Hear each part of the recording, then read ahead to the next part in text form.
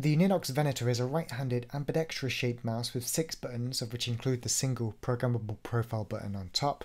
It is the second mouse from Ninox, and rather than follow the current trend that is another Xi or Sensei-esque shape, they've taken somewhat of a unique OEM shell design and brought it to market. The Venator is plastic in build, with its top section featuring a matte paint with UV coated finish that's both grippy and comfortable to the touch.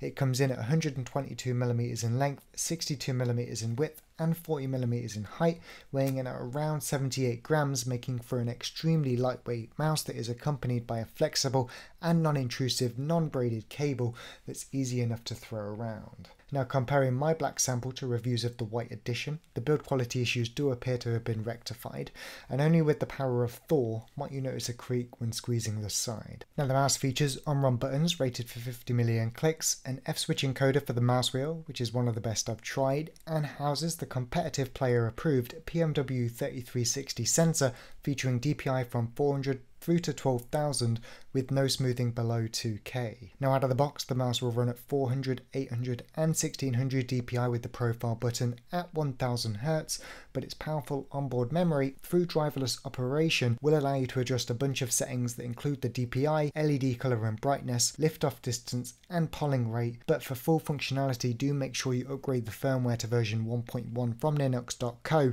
the user guide of which is linked in the description, just to ensure you get full functionality. But if you're interested, here is a listen to the clicks.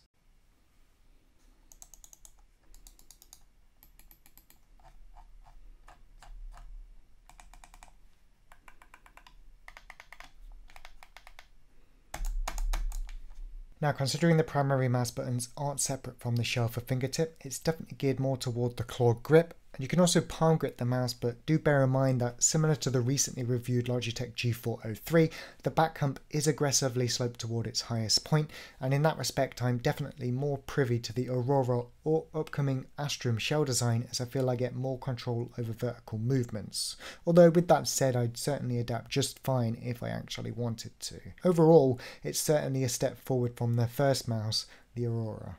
So for our first test, we're going to look at the sensor implementation of the PMW3360, specifically if there's any mouse acceleration inherent, because it can be good, providing it can be controlled. So we're lining our mouse up here with the edge of the wall. We're going to move it from the left to the right of our pad until it stops tracking. And you can see we end up past the wall there a couple of inches. We're going to go once again quick, past the wall again, a couple of inches, some small amount of human error, and once more past the wall again, just a couple of inches. So perfect implementation as expected from the sensor. You're not going to be able to make it spin out. Basically impossible, doesn't matter what DPI you use. And in reference to the DPI, it does run slightly higher than advertised at 400, 800 and my custom 1800 DPI steps. So do make sure you measure out your centimeters per 360. But I should point out that I wasn't able to go faster than 4 to 5 meters per second on the space available through my QCK Heavy. And we do know this sensor will track up to 6 to 7 meters per second according to Inno's review. So take these images here with a pinch of salt. But moving into a talk about buttons in terms of latency, using a fairly inaccurate but still plausible mouse-to-mouse key response comparison, it was on par with my MM530, which is also on par plus or minus 1 millisecond with my Logitech G Pro, so no issues whatsoever when it comes to that, and they feel faster but similar to my Death Adder Elite in actuation.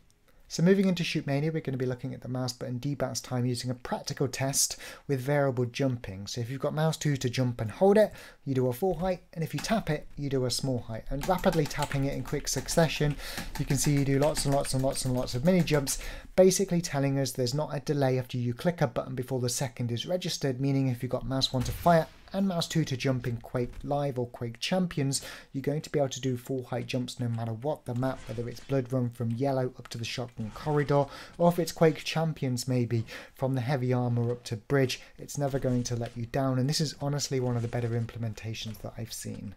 So taking a look at lift-off distance on my black QCK Heavy mouse pad, there's 2 settings on the Venator, low and high. I'm currently on the lowest setting, and a DVD is about 1.2mm in height. I'm placing the Venator on top. You can see it does not track, so lift-off distance is incredibly low, below 1.2mm. But if you're somebody that prefers slightly higher, you can press and hold the DPI button in until the lights flash 3 times. You can then scroll the mouse wheel up to activate the high LOD setting. press and hold the DPI button again until it flashes.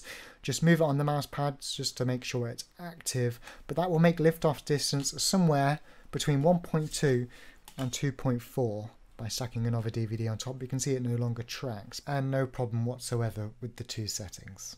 So gaming on the Ninox Venator, and I'll try to make this short and sweet. By now, the PMW3360 is pretty much the industry standard when it comes to sensor performance, and I suppose we ultimately have Logitech to thank for that with their original PMW3366 that the sensor die is based on. And BST of Ninox is also clearly in tune with what the niche competitive community are looking for in a product. The Aurora, his first mouse, featured the top optical sensor at the time and promised high performance. And yeah, sure, it had its issues, but they're clearly a company that's learning from their earlier mistakes. And in that respect, and considering it's effectively developed by one man, it's really hard to fault this second attempt at the price point asked, particularly on this black revision of the Venator that appears to have addressed issues from the white edition.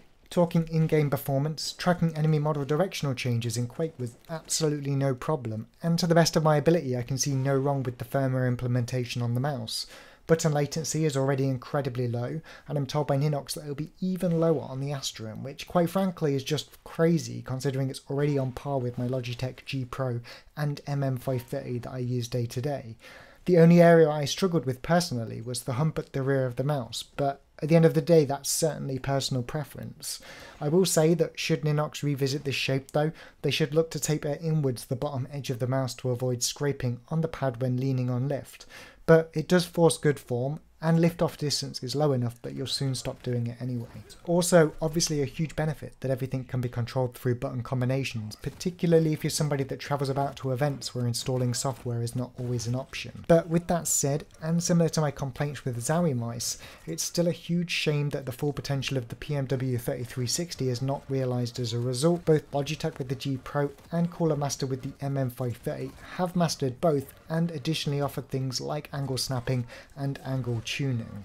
Ultimately though, it all comes down to the shape, and as somebody who's used ergonomic mice for almost as long as I can remember now, starting with the original WMO in 1.1a before finding my shape in the 3.0 and later Death Adder, the Ambidextrous Venator isn't one for me. But every time I touch an ambidextrous mouse I'm tempted to swap, particularly when they've got flatter backs like the Aurora. And if you can carry the performance of the Venator over to the upcoming Astrum, which looks like an improved Aurora, it's certainly mighty tempting, particularly with the attributes like the mouse wheel and the button latency. And I definitely look forward to watching its development and imminent announcement on Kickstarter in the coming weeks. But I hope you've enjoyed the video.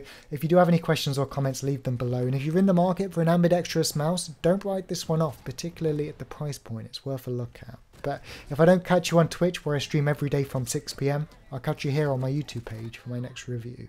Take care.